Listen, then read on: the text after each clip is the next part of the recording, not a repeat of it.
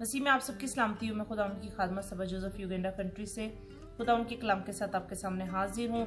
आइए हम खुदा उनके कलाम में से पढ़ेंगे और आज हम देखेंगे पैदाइश 2 बाब और उसकी 16 और 17 आयत, जेनेसिस चैप्टर 2 वर्स 16 एंड 17। और खुदावन के कलाम में लिखा है, और खुदा ने आदम को हुक्म दिया और कहा कि तू बाग के हर दरख्त का फल बेरोक टोक खा सकता है, लेकिन नेक और बद की पहचान के दरख्त का कभी ना खाना, क्योंकि जिस रोज तूने उसमें से खाया तू मरा।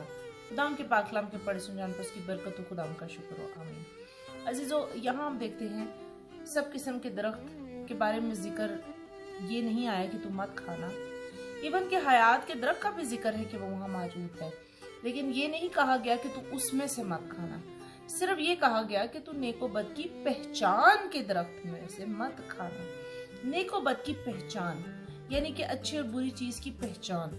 हमें गुनाह जो है वो पहचान कराती है कि शरीयत जो है पहचान कराती है कि ये गुनाह है, ये गलत है, ये काम नहीं करना, ये करना है।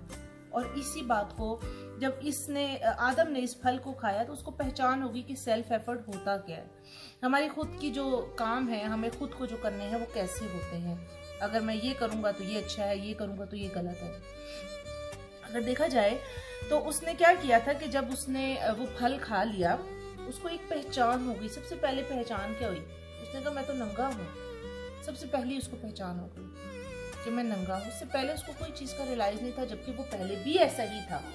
लेकिन हम देखते हैं कि यहाँ पर उसको इस चीज की पहचान होती है। आगे हम देखते हैं कि जब आदम जो है जब ये खा लेता है, फल खा लेता है, उसको जब ये पहचान हो जाती है तो उसका ताल्लुक जो है खुदा के साथ मुनक़ता हो जाता है, ख़त्म हो जाता है। उसकी रीज़न क्या है?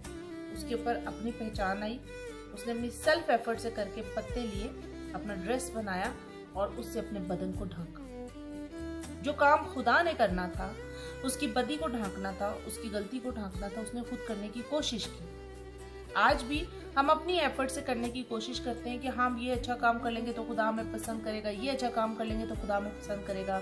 उस वक्त भी खुदा ने उसकी इस जो सेल्फ एफर्ट थी उसको रिजेक्ट किया और खुदा ने कहा तूने ये अंजीर के पत्तों से जो है वो अपने आप को ढांक लिया। जो फल और सब्जी मैंने तुझे खाने को दी थी, तेरे लिए और जानवरों के लिए फल फ्रूट सब्जी खाने को दी गई थी, जानवर खाने को लिए नहीं दी गई थी।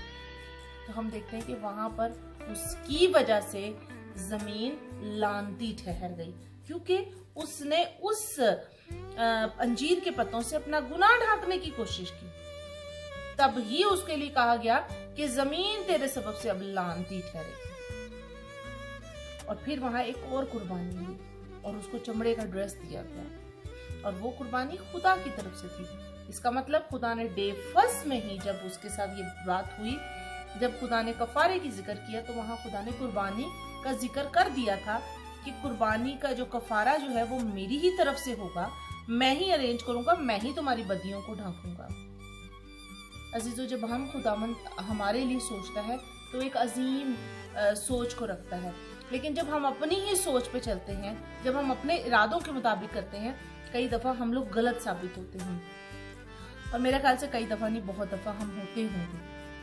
अगर अजीजों आज आप कुछ ऐसा सोच रहे हैं, आपकी लाइफ में कोई ऐसी बात है जो आप सोचते हैं ये बेहतर होगा, जैसे आदम ने अंजीर के पत्तों को लेके अपने आप को कवर किया कि शायद ये बेहतर है, मैं खुदा के आगे ऐसे कैसे जा सकता हूँ।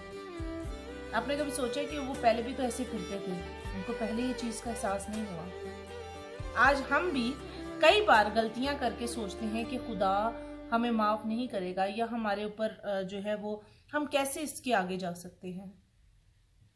अजीजों, खुदावन ने हमारे लिए जान दी है, हमारे गुनाहों के लिए, हमारे लिए और हमारे गुनाहों के लिए जान दी है।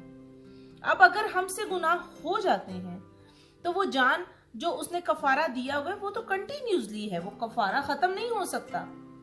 उसका जो खून बहाने का जो प्रोसेस था, जो उसका शिफा का प्रोसेस है, वो तो कंटिन्यूसली जारी हो रहा है। शैतान हमारे जहन में आता है, दिल में समाता है, उस बात को निकालता है और हमें खुदा से दूर कर देता है। अजीजों, आज अपनी लाइफ में अगर आप सोचते हैं इस बात को कि खुदा हमारा रहबर है, खुदा हमारा मददगार है तो कौन हमारा मुखालिफ हो सकता है। तो अपना ताल्लुक खुदा से मुनक़ता मत होने दें, अपना ताल्लुक खुदा के साथ बहाल करें, ये सोच के कि खुदावन मेरा ये काम मेरी मर्जी के मुताबिक नहीं बल्कि तेरी मर्जी के मुताबिक हो। और मेरा ईमान है जब आप ऐसा सोचेंगे तो कभी भी आपकी लाइफ में कोई प्रॉब्लम नहीं आएगी, क्योंकि आपने अपना इख्तियार खुदा को दे दिया होगा। आइए हम अपने सरों को झुकाते हैं। मेरा ईमान इस कलाम की वसीला से अपनी बरकत पाई होगी।